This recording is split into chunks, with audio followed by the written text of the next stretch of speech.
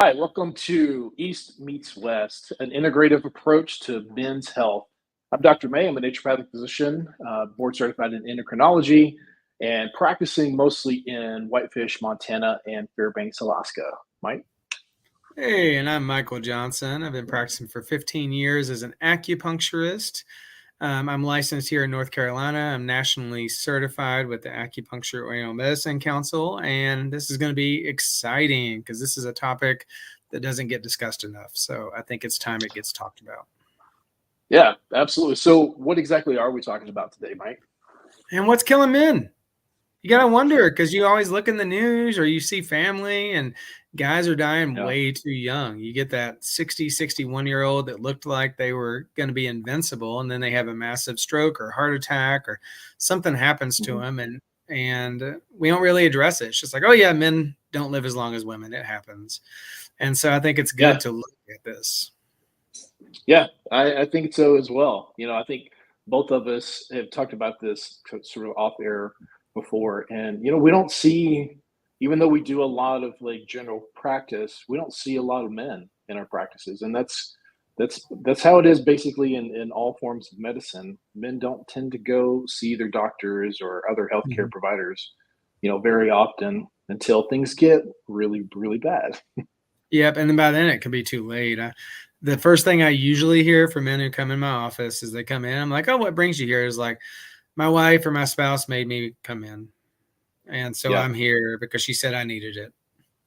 Yep, absolutely. Like that's in my top three. It's the wife pushed them, they have erectile dysfunction, or they have immense pain. Like those are the kind of the top three reasons why most of the men that I see come in.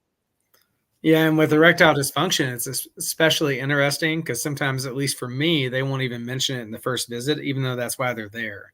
It'll be a Mhm. couple visits, and then all of a sudden they'll be like, "Oh, and is this something you can help with?" And then you realize that was the whole reason in the first place was to come in to Yeah.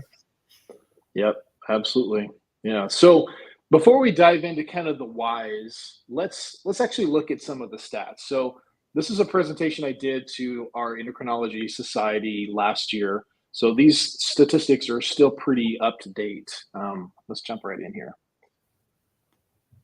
All right. So, what's killing men? So, heart disease is still at the top of the list at 24.3%. Cancer is just below that. That's mostly prostate cancer, colorectal cancer, and I believe lung cancer, kind of the top three for those.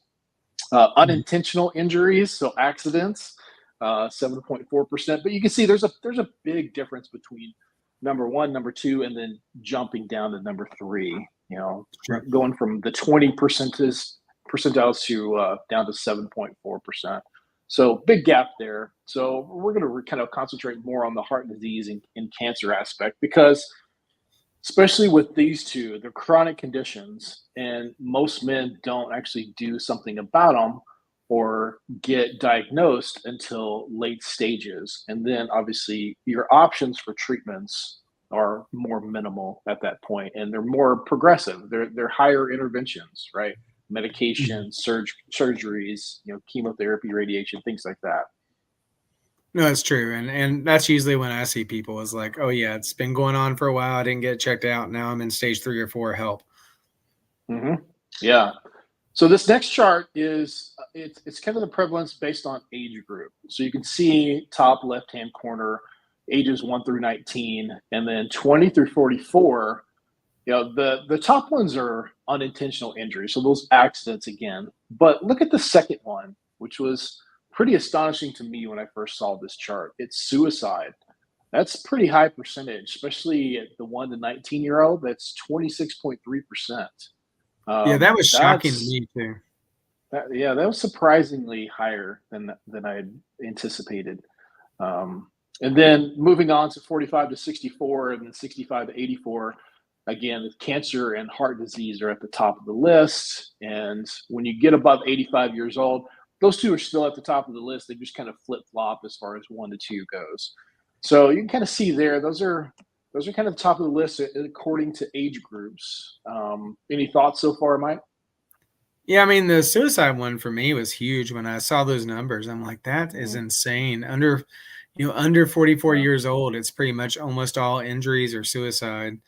And mental health is a huge part of what we're going to be talking about.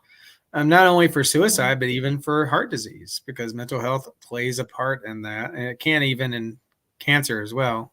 So it plays a big, big part. So if with suicide, you're going to have a lot of depression, anxiety, stuff like that. So, and then with heart disease, stress, anxiety, stuff like that is also going to play a big, big role. And so, yeah, it's pretty rough.